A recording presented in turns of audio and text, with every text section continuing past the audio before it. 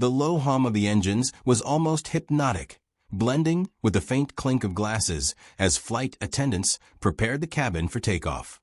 First class glowed beneath soft amber lights, every polished surface catching the golden shimmer of luxury. It was calm, refined, and quiet, until a sharp, nasal voice cut through the serenity like a blade. "You need to move, now. That's our seat." Heads turned. The tension was instant, a crackle in the air. Two women stood in the aisle, blocking the passage with their expensive handbags and overflowing entitlement. The first, broad-shouldered, dressed in a hot pink velour tracksuit, had blonde hair piled high and sunglasses perched like a crown on her head. Her manicured hand jabbed toward the window seat. The second woman, slightly shorter but equally heavy-set, wore a fitted purple outfit with layered necklaces that clinked when she moved. Both looked furious. The target of their outrage was an elderly woman sitting by the window, a neatly folded cardigan draped across her shoulders. Her name was Susan. Her silver hair framed a face lined by decades of kindness, not conflict. She blinked up at them in confusion, clutching her boarding pass, as though it might shield her from the storm gathering above her head. "I beg your pardon?" she said softly. The woman in pink, Nora, snatched the paper from her hand without asking. "Don't play dumb. These are our seats. 2A and 2B. You're in them." Her sister, Aria, leaned over the aisle, her perfume sickly sweet. "People try this all the time. Sneaking into first class, hoping no one will notice." She smirked. Pathetic. Susan's lips parted in disbelief. The murmurs of other passengers rippled like whispers through the air. Across the aisle, a businessman frowned over his laptop. A young couple exchanged uneasy glances. Everyone could feel it, that awful, escalating moment when decency buckled under arrogance. I heard every word. Standing just behind them, placing my carry-on in the overhead compartment, I froze. "My name is Ryan, 34, marketing consultant, frequent traveler, and more importantly, Susan's son." I'd surprised her with this trip, a first-class ticket to London, her first flight in 10 years. She taught me everything about grace and humility. And now, two strangers were tearing that grace apart in front of a cabin full of people.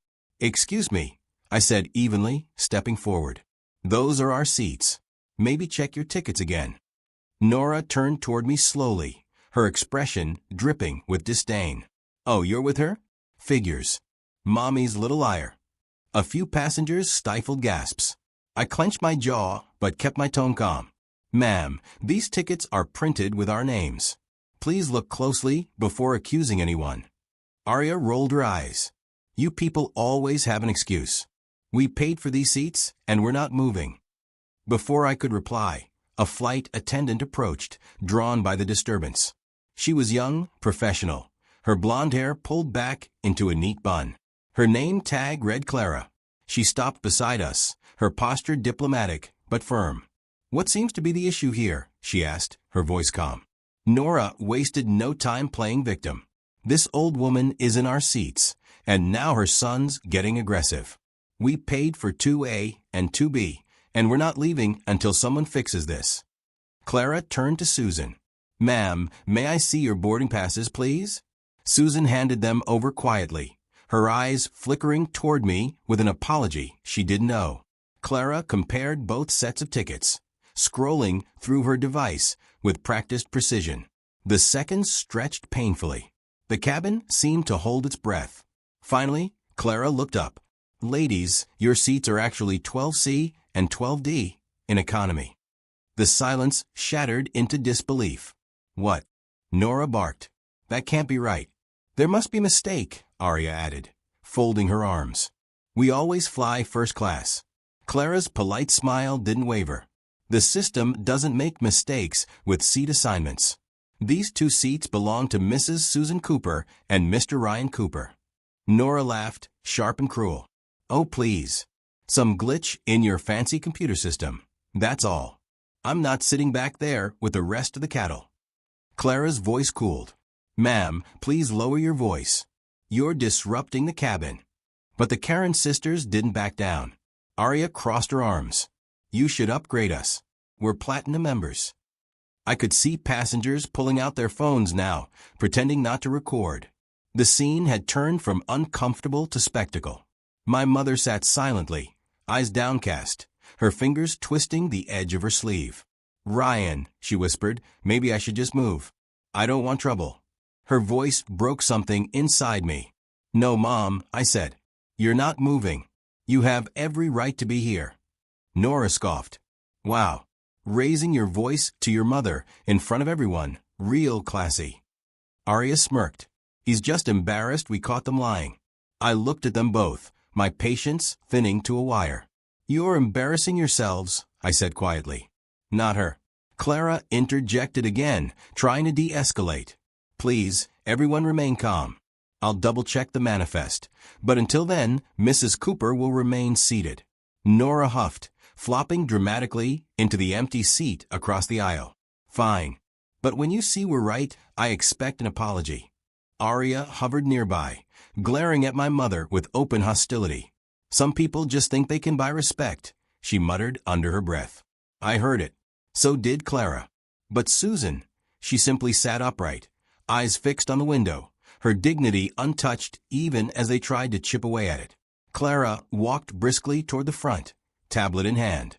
As she disappeared behind the curtain, Nora leaned closer to Arya. Honestly, the nerve of some people. Probably used reward points or something. Probably, Arya sneered. You can always tell. Every cruel word echoed in my head. The cabin's hum seemed louder now, the tension electric. I wanted to say something, to shout, to make them understand who they were dealing with. But Mom's quiet composure stopped me. "Let them talk," she said softly. "The truth doesn't need to shout." Her words were steady, but I saw her hands trembling slightly in her lap. I felt the sting of helpless anger crawl under my skin. The scene had turned humiliating. People whispered behind their hands, eyes darting between the sisters and my mom. 5 minutes stretched into 10. The plane hadn't pushed back yet. Everyone was waiting for the verdict. Nora tapped her nails against the armrest impatiently. Arya kept sighing theatrically. The cabin's luxury now felt suffocating, the air thick with judgment and self-righteousness. Finally, the curtain parted. Clara returned, her expression unreadable. She stopped by our row, holding her tablet firmly in both hands. Before she could speak, Nora jumped up. "Well, did you fix it? Tell them to move." Clara took a slow breath. "Ladies," she said evenly, "I've confirmed everything. Your tickets are for seats 12C and 12D. The system, the manifest, and the boarding scan all match." The color drained from Nora's face, replaced instantly by anger. "That's ridiculous. Someone must have switched it." Clara didn't flinch. "No one switched anything. You're welcome to take your assigned seats, so we can depart on time." Passengers began to whisper louder now, some smiling, some shaking their heads. Nora glanced around, realizing she was losing her audience. "This isn't over," she hissed. "I want to speak to the captain." Clara gave a polite nod. "Of course. I'll inform him immediately." And as the flight attendant disappeared once more behind the curtain, the thought flickered through my mind like static. They had just demanded the wrong woman's seat. The seconds felt longer than minutes.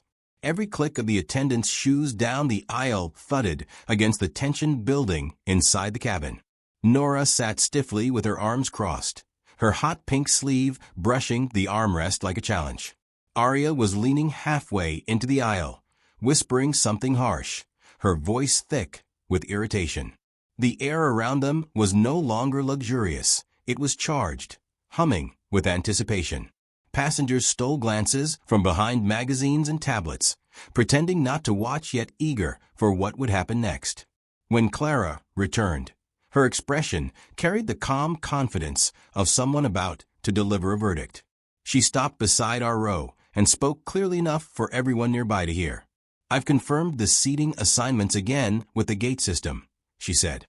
"The tickets for 2A and 2B belong to Mrs. Susan Cooper and her son, Mr. Ryan Cooper." There it was. The truth, simple, final, impossible to argue. For a brief moment, Nora's face froze, a picture of disbelief.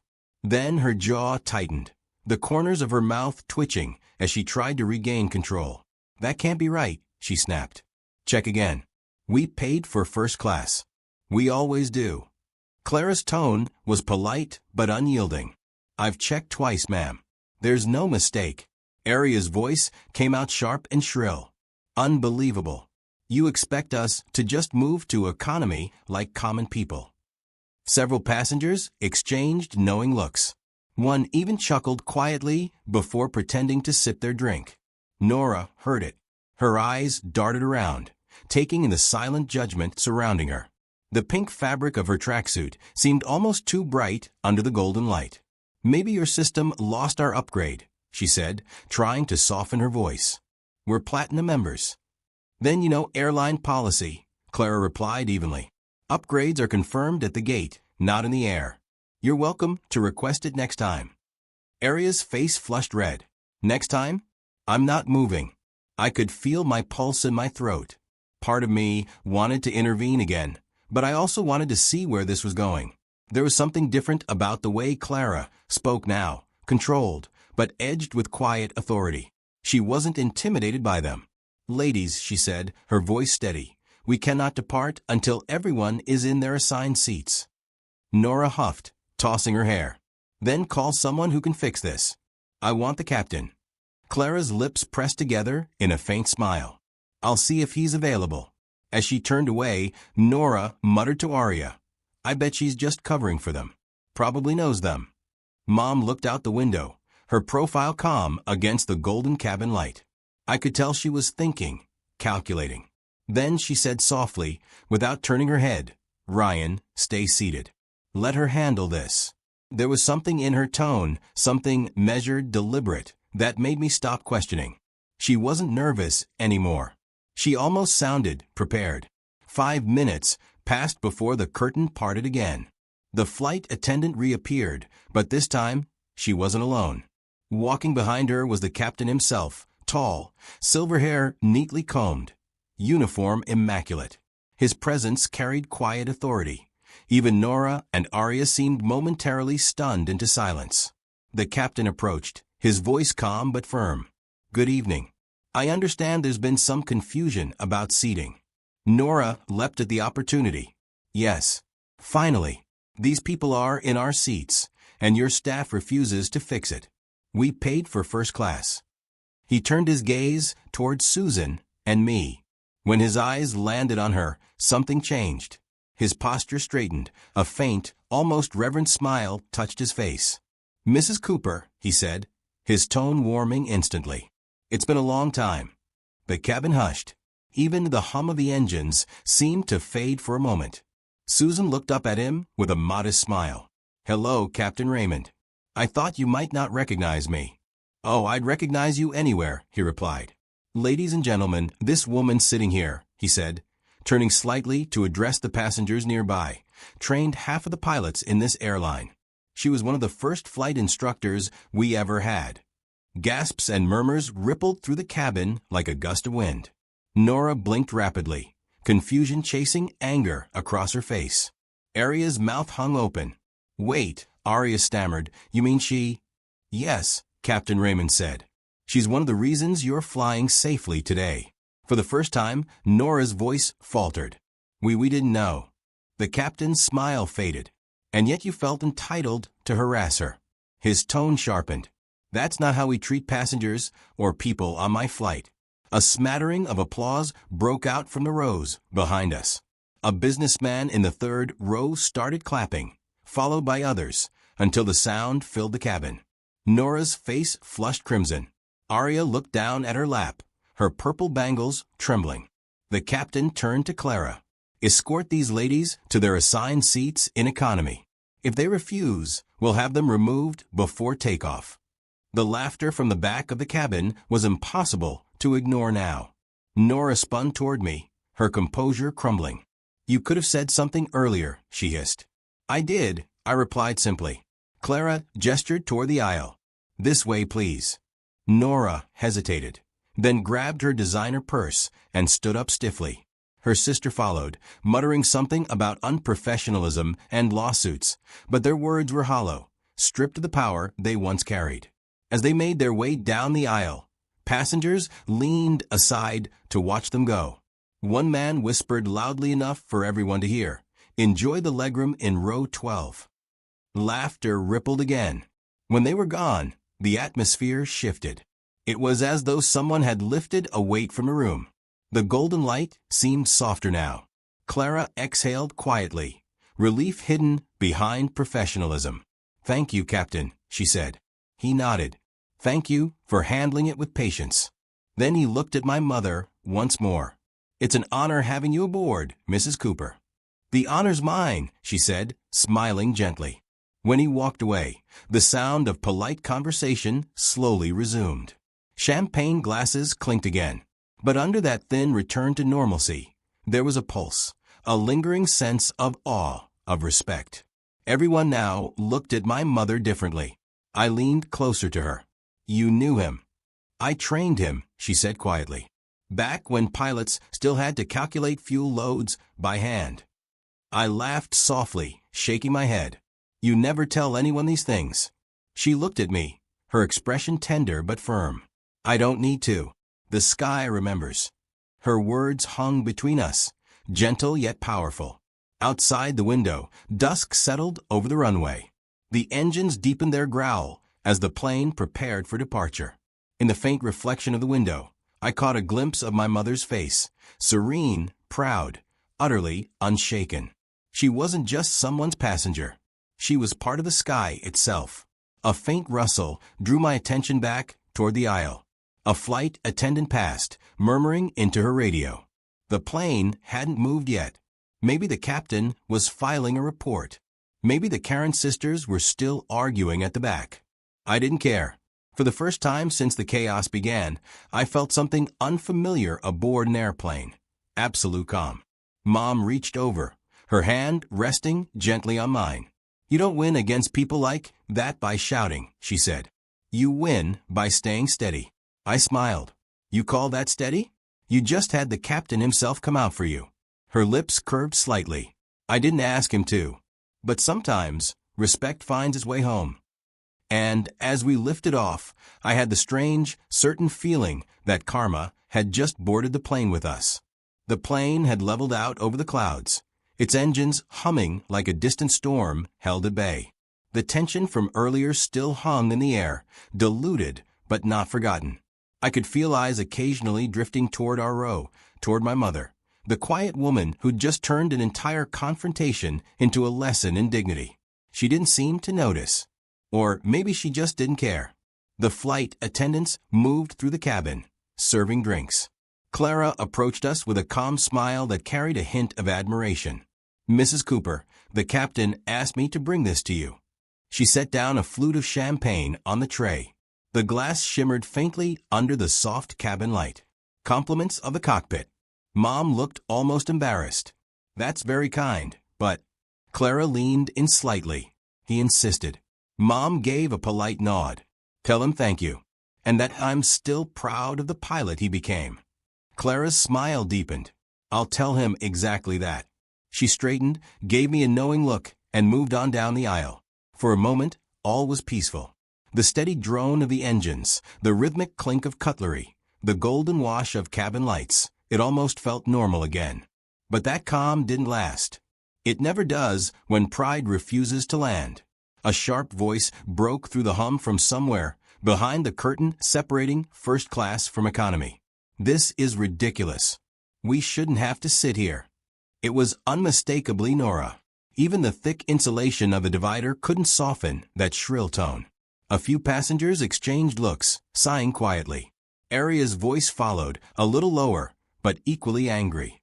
"Do you know who we are? We'll sue this airline for humiliation." The words hung in the air like static. Clara appeared from the galley, her professional smile slightly thinner now, and disappeared behind the curtain again. Moments later, the commotion dulled, but the silence that followed felt heavier than before. Mom didn't react. She simply adjusted the blanket over her lap and sipped her drink. Her composure fascinated me. It wasn't the smug satisfaction of someone who'd won. It was the grace of someone who'd seen this kind of storm before. After a while, she turned to me. People like that, they're afraid of being unseen. They confuse attention with respect. I nodded. You think they'll ever realize that? She gave a small smile. Maybe someday. Life has a way of teaching what pride refuses to learn. Hours passed. Night crept across the cabin windows, and the first-class section dimmed to a soft amber glow.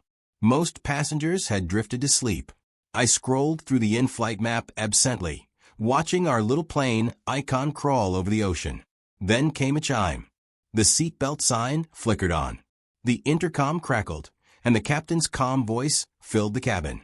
Ladies and gentlemen, we're encountering some unexpected turbulence. Please fasten your seatbelts and remain seated. The cabin shifted into quiet alertness. Drinks were secured, trays lifted, conversations cut short. Outside, faint flashes of lightning danced across the distant horizon. The turbulence hit moments later, a sudden dip, then a shudder that made a few passengers gasp. Mom gripped the armrest, her knuckles calm and steady. Her eyes stayed on the window, studying the dark clouds below. They should have changed course earlier, she murmured softly. You can tell that? I asked. I can feel it, she said. Air currents don't lie. Another jolt rattled the plane. Somewhere behind us, a startled cry rose, the sound of fear breaking through arrogance. I didn't need to turn to know it came from economy. Nora's voice carried even through panic. Why is this happening? The flight attendants moved swiftly, checking belts, soothing passengers. Clara passed by again, moving toward the back. Even in the shaking light, I caught the faintest trace of her gratitude when she glanced at Mom. It was as though somehow her presence alone made people steadier. The turbulence lasted longer than it should have. 10 minutes. Then 15. The captain's voice returned, still calm, but with a faint edge of effort. Ladies and gentlemen, please remain seated. We're adjusting altitude to avoid the worst of the weather. Mom closed her eyes, breathing slowly, counting under her breath, an old pilot's reflex. I could see her lips move with every shift of the engines, every subtle change in the pitch of the airframe. Then, almost as if she were answering some invisible signal, she whispered, "There it is." Moments later, the shaking eased. The plane steadied. The lights flickered once, then brightened. The passengers exhaled as one. When the cabin quieted again, Clara reappeared, kneeling beside our row. She was right, she said in a low voice, glancing at Mom. The captain said we cleared the turbulence by changing altitude exactly when she predicted. Mom smiled faintly. Old instincts die hard. Clara hesitated before speaking again. The passengers in economy. Those women, they caused a scene during the turbulence, demanding to move back here again. The captain's filing a formal report. Mom sighed softly. Let them learn whatever lesson they're meant to learn. As Clara left, I caught sight of movement through the half-open curtain. Nora and Arya were standing in the aisle again, faces flushed, trying to push past a flight attendant who was blocking them. Their hair was frizzed from the humidity, makeup smudged, nerves frayed. The attendant's patience had evaporated. Their tone was firm, final. You need to sit down, one said. Now. For the first time, I saw fear flash across Nora's face, not from the turbulence, but from realizing she no longer controlled the situation. She looked small under the cold overhead light, stripped of her certainty. The captain stepped out once more, his voice calm but unyielding. Ladies, your behavior has disrupted the cabin and endangered passengers. Upon landing, you will be met by security personnel. A murmur rippled through the passengers. Nora tried to argue, her words tumbling over themselves. But it didn't matter. Her voice carried no power anymore. When the curtain fell shut again, silence filled the space it left behind. Mom adjusted her seat and looked out at the endless black sky, her reflection faint in the glass. Sometimes, she said softly, the storm isn't outside the plane. It's inside people. I watched her for a moment, realizing how much strength could hide in quietness. She had faced hostility, humiliation, and turbulence, both literal and human, and never once lost her center. The rest of the flight passed without incident. Dawn crept slowly through the windows as we approached the city, painting the clouds gold. The intercom chimed again, announcing descent. The air smelled faintly of coffee and cabin pressurization, a scent that always meant closure. When we landed, applause broke out again, half for the captain's skill, half for the unspoken drama that had unfolded miles above the earth. As passengers disembarked, several stopped to shake my mother's hand, thanking her without fully understanding why. At the gate, 2 uniformed officers waited near the terminal door. Nora and Arya were escorted toward them, their protest subdued, their pride finally grounded. They looked nothing like the women who had marched down the aisle hours ago. I lingered near the window, watching them disappear into the crowd. Mom came up beside me, her voice quiet. "It's strange," she said. "The higher people climb in their own minds, the harder it hurts when they fall." I nodded, unsure what to say. She smiled faintly, tugged her suitcase handle upright, and started toward the exit. I followed, still processing everything that had unfolded in the space of a single flight. Just before we stepped out of the terminal, I looked back one last time. Through the glass, the plane we had flown on sat gleaming under the morning sun, still majestic, indifferent to all the chaos it had carried.